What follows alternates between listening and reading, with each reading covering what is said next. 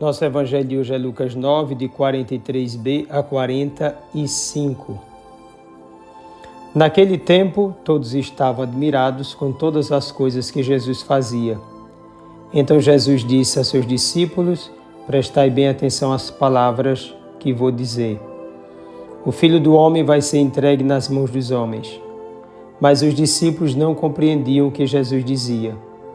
O sentido lhes ficava escondido, de modo que não podiam entender, e eles tinham medo de fazer perguntas sobre o assunto. Palavra da salvação.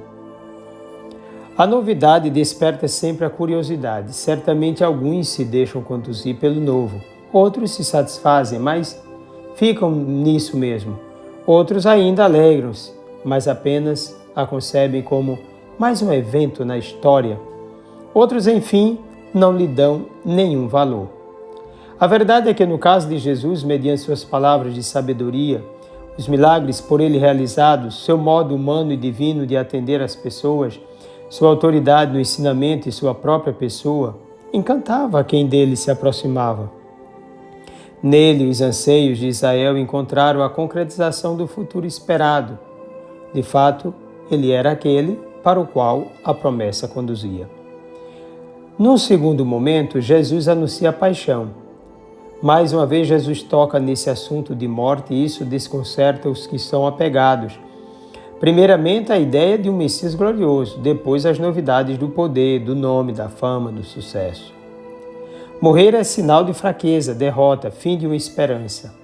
Se muitos estavam vendo em Jesus a realização da promessa do Antigo Testamento, então vê-lo agora dizendo que vai se entregar à morte é concebido como traição, uma vez que eles acreditaram num Jesus glorioso, triunfalista, poderoso, capaz de combater contra o imperador romano e expulsar todo o seu domínio em Israel.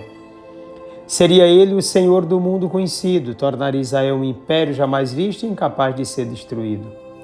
Afirmar que vai morrer é o mesmo que dizer que não é nada, que não passa de um fracassado. De fato, nem os seus discípulos entendiam, pois partilhavam das mesmas ideias do seu tempo.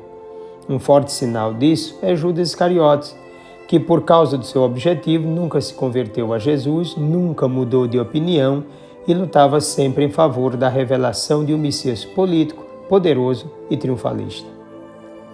Na verdade, de modo especial, os discípulos, caberia a eles fazer a ligação entre Daniel 7,13, de onde se pode tirar uma imagem de Jesus como transcendente e celestial, Isaías 53:8, Jesus como servo. As duas imagens estão inseridas até mesmo na realidade histórica de Jesus, uma de modo visível, outra pelos sinais.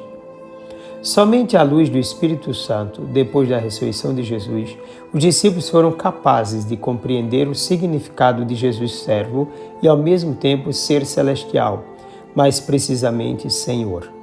A experiência que eles tiveram com Jesus foi muito forte, de tal modo que, mesmo sendo covardes diante da cruz, com a ressurreição, desistiram de suas vidinhas e voltaram para o Mestre, e se lançaram absolutamente em sua missão, sem medo da cruz, da perseguição e de tudo o que lhes poderia acontecer.